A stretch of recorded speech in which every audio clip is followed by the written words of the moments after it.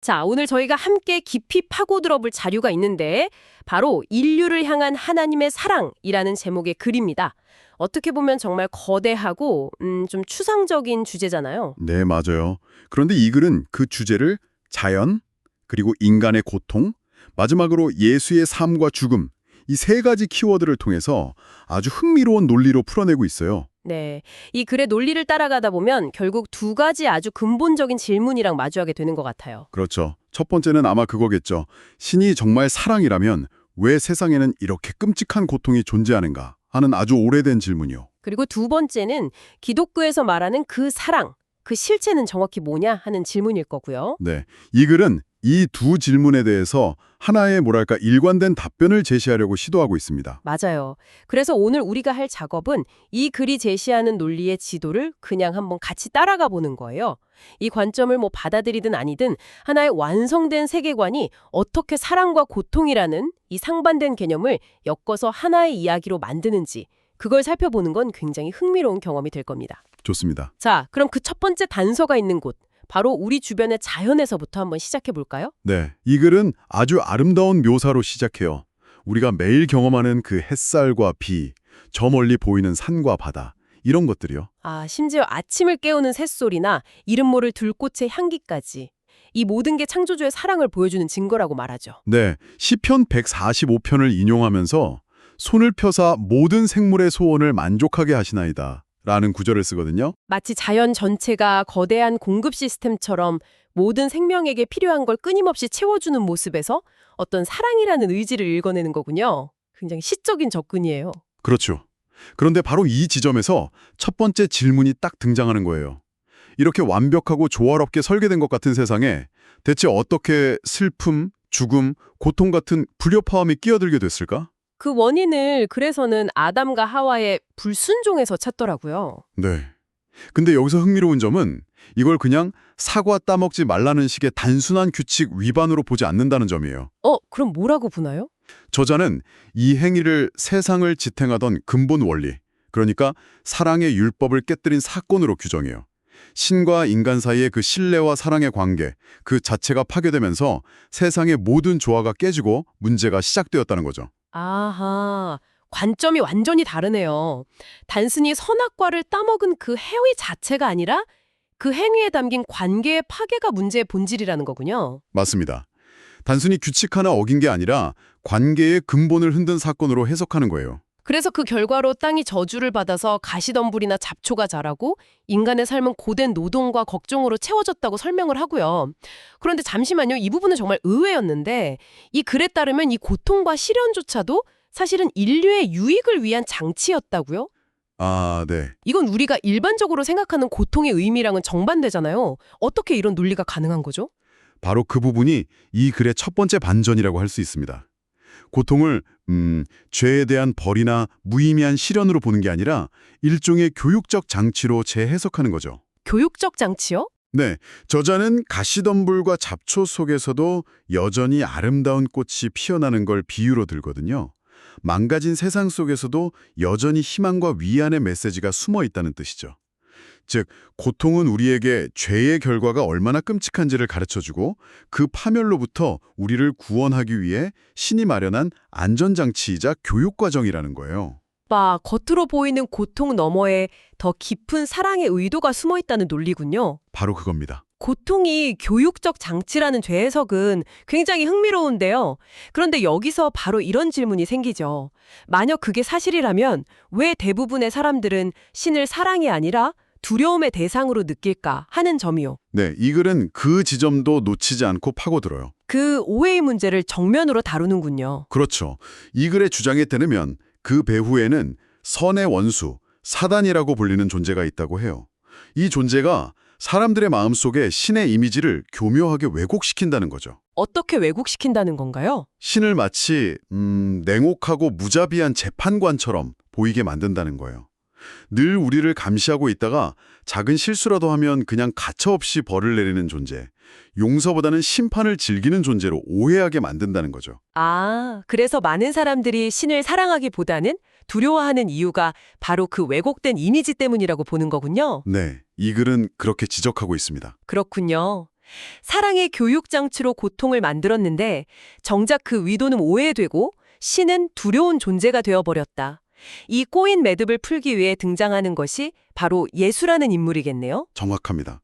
이 글의 논리 구조에서 예수는 바로 그 오해를 바로잡는 자로 등장해요.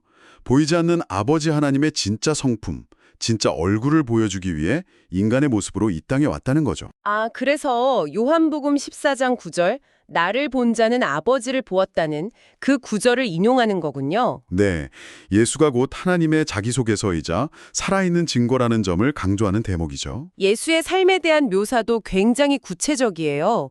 무례하거나 가혹한 말을 한 적이 없고 항상 사랑으로 진리를 말했다고 하고요. 네, 어린아이들이 스스럼 없이 그의 무릎에 와서 앉기를 좋아했다는 장면이나 병든 자를 고치고 사회적으로 소외된 사람들을 자유롭게 했다는 이야기도 나오죠. 그의 모든 말과 행동, 심지어 표정 하나하나에서 사랑과 자비, 동정이 그냥 흘러나왔다고 설명해요. 네, 여기서 보여주려는 건 신의 성품이라는 게 하나님은 사랑이시다 같은 그런 추상적인 선언이 아니라는 거예요. 그보다는 예수의 구체적인 삶의 태도와 행동, 이를테면 온화함, 친절함, 깊은 공감 능력, 이런 걸 통해 실제로 증명되었다는 거죠. 그런데 한편으로는 예수도 거짓이나 죄에 대해서는 단호하게 꾸짖었다고 나오잖아요. 사랑과 꾸짖음, 이 두 가지가 어떻게 한 사람 안에서 공존할 수 있었을까요? 아주 좋은 질문이에요. 이 글은 그 지점도 놓치지 않습니다.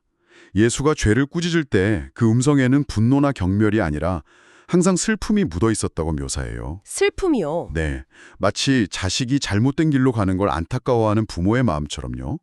죄 자체는 미워하지만 죄인은 사랑하는, 그래서 그들이 돌아오기를 눈물로 호소하는 모습으로 그려지죠. 아, 자신을 배척하고 결국 죽이게 될 그 예루살렘 성을 보면서 눈물을 흘리는 장면이 바로 그 대표적인 예겠군요. 맞습니다.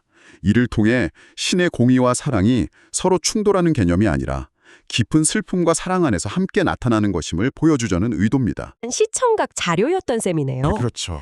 그렇다면 이 글의 논리는 예수의 죽음, 즉 십자가에서 그 절정을 맞이하겠군요. 네, 맞습니다. 이 글의 모든 논리는 십자가를 향해 달려가요. 광야에서의 시험, 겟세마네 동산에서의 고뇌, 그리고 마침내 십자가 위에서의 죽음. 이 모든 과정이 완전한 신의 아들이 인류의 모든 죄의 무게를 대신 짊어지는 과정으로 묘사됩니다. 특히 나의 하나님, 어찌하여 나를 버리셨나이까? 라는 그 절규는 네, 그 절규는 죄가 신과 인간 사이에 얼마나 끔찍한 단절과 분리를 가져왔는지를 예수가 직접 온몸으로 체험하는 순간이라고 설명하죠. 이 부분은 언제 들어도 참 극적인데요. 그런데 여기서 이 글이 제시하는 아주 중요한 관점의 전환이 있더라고요. 네, 바로 이 부분이 이 글의 논리에서 가장 중요한 반전이라고 할 수 있어요. 어떤 부분이죠? 보통 사람들은 십자가에서 예수가 대신 죽었기 때문에 그 희생을 보고 신이 우리를 용서하고 사랑하게 되었다고 생각하기 쉽잖아요. 네, 그렇죠. 보통 그렇게 생각하죠. 근데 이 글은 그 인과관계의 순서를 완전히 뒤집어 버립니다. 아, 맞아요. 사랑이 결과가 아니라 원인이었다는 거죠. 바로 그겁니다. 저자는 여기서 기독교 신앙의 가장 핵심적인 구절이라고 할 수 있는 요한복음 3장 16절을 인용해요. 하나님이 세상을 이처럼 사랑하사 독생자를 주셨으니로 시작하는 그 구절요. 아, 이 구절을 근거로 신의 사랑이 먼저 아주 오래전부터 이미 존재했다는 거예요. 십자가의 희생은 그 선재하는 사랑의 결과물이자 그것을 가장 확실하게 증명하는 방법이었다는 겁니다. 와, 이건 정말 큰 개념이네요. 잠시 정리해보죠. 그러니까 예수의 희생이 신의 사랑을 만들어낸 게 아니라 이미 존재하던 무한한 사람을 우리에게 부어주고 확증시켜주는 통로 역할을 했다는 거군요. 네, 맞습니다. 신이 예수 때문에 세상과 화목한 게 아니라 예수를 통해서 원래 원했던 화목을 이루셨다는 뜻으로 이해할 수 있죠. 하나님께서 그리스도 안에 계시사 세상을 자기와 화목하게 하셨다는 구절도 그런 맥락이겠네요. 네, 그리고 그 지점을 더 깊이 파고들면 이 글은 그 고통이 단순히 아들 예수만의 것이 아니었다고 말해요. 신 또한 아들과 함께 그 모든 고통을 겪었다는 거죠. 아, 아버지 신도 함께요. 그렇습니다. 겟세마네의 고뇌와 십자가의 죽음은 인류를 구원하기 위해 아버지 신이 아들과 함께 치른 엄청난 대가였다고 설명합니다. 저자는 이 상상할 수 없는 희생이야말로 죄를 지은 인간을 향한 아버지의 사랑이 얼마나 큰지를 알려줄 수 있는 유일한 방법이었다고 강조하고 있어요. 그렇군요. 이 거대한 희생과 사랑의 증명이 있었다면 그 결과로 우리에게는 어떤 변화가 생기는 걸까요? 이 희생이 가져온 궁극적인 결과는 바로 우리의 신분 변화라고 말해요. 신분 변화요? 네, 죄를 지음으로써 우리는 사단의 백성이 되었지만 예수의 희생을 믿고 받아들임으로써 하나님의 자녀로 입양된다는 개념이죠. 단순한 용서를 넘어서 아예 가족의 일원으로 신분이 바뀌는 거군요. 맞습니다. 가족이 된다는 건 정말 엄청난 변화인데요. 히브리서 2장 11절을 인용하면서 예수가 우리를 형제라 부르시기를 부끄러워 아니하신다는 구절이 특히 인상 깊었어요. 그렇죠. 창조주와 피조물이라는 그 엄청난 거리담이 아버지와 자녀, 심지어 형제라는 아주 친밀한 관계로 좁혀지는 거잖아요. 간구의 과언이 완전히 잘라지는 거네요. 네, 이 글의 주장은 예수가 우리와 똑같은 인간이 됨으로써 신과 우리 사이에 다리를 놓았다는 거예요. 예수는 우리의 죄를 대신한 희생제물이자 동시에 아버지 앞에서 우리를 변호하는 장남, 즉 우리의 맏형이 되었다는 것이 이 글의 결론적인 그림입니다. 그러고 보니 사도 요한이 보라 아버지께서 어떠한 사랑을 우리에게 주사 하나님의 자녀라 일컬음을 얻게 하셨는고라며 감탄하는 대목도 나오잖아요. 네, 나오죠. 이 엄청난 신분 변화와 사랑의 크기에 압도되어서 그걸 제대로 표현할 인간의 언어를 찾지 못해서 그저 감탄만 하고 있는 듯한 느낌을 받았어요. 네, 그리고 글의 마지막은 바로 그 사랑의 무한함을 다시 한번 강조하면서 끝을 맺습니다. 우리가 신의 성품을 깊이 연구하면 할수록 그 안에서 무한한 사랑과 따뜻한 동정심의 증거들을 계속해서 발견하게 될 것이라고 말해요. 그러면서 아주 인상적인 비유를 하나 들더라고요. 네, 그 사랑은 불효한 자녀에 대한 어머니의 자애보다 훨씬 더 큰 것이라고 표현합니다. 인간이 상상할 수 있는 가장 크고 무조건적인 사랑의 원형으로 어머니의 사랑을 꼽는데 신의 사랑은 그것조차도 훨씬 뛰어넘는 차원의 것이라고 말하며 글을 마무리하는군요. 맞습니다.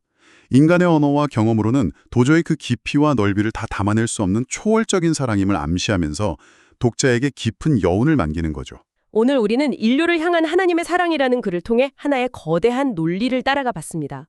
아름다운 자연석에 담긴 사랑의 증거에서 시작해서 세상의 고통은 사랑의 부재가 아니라 오히려 더 큰 사랑의 계획 속에 있는 교육적 장치라는 역설적인 해석을 만났죠. 네. 그리고 그 사랑에 대한 오해는 예수의 삶을 통해 바로잡히고 마침내 십자가의 희생을 통해 최종적으로 증명된다는 것이 이 글의 핵심적인 흐름이었습니다. 그리고 이 모든 과정의 최종 목적은 인간이 창조주와 단절된 피조물이 아니라 신의 자녀이자 가족이라는 새로운 정체성을 얻고 친밀한 관계를 회복하게 하기 위함이라는 결론에 도달했고요. 그렇습니다. 네, 이 글은 신의 사랑을 불효한 자식을 향한 어머니의 사랑, 즉 인간이 상상할 수 있는 가장 숭고한 사랑보다도 더 큰 것으로 묘사하며 끝을 맺습니다. 여기서 마지막으로 당신에게 이런 질문을 한번 던져보고 싶어요. 이 글의 주장처럼 만약 우리가 평생 경험하는 가장 위대하고 숭고한 인간적인 사랑조차도 어쩌면 그 초월적 사랑의 희미한 그림자에 불과하다면 그 사랑의 진짜 실체는 과연 어떤 모습일까요?